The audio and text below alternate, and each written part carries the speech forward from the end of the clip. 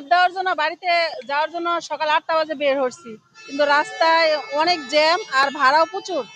তা আমাদের মতো লোকেদের এইভাবে যাওয়া সম্ভব না, কারণ এত টাকা দিয়ে কিভাবে যাব বলেন।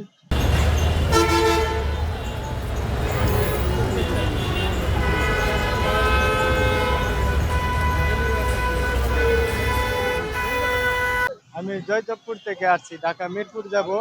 এখানে 20 মিনিট ধরে হাঁটাহাঁটি করতেছি। মিরপুরে কোনো গাড়ি এখন তুই পাই নাই, এখন গাড়ির জন্য অপেক্ষায় আছে। এখন দেখা যাক, গাড়ি যদি পাই তাহলে আর কি রওনা দেব।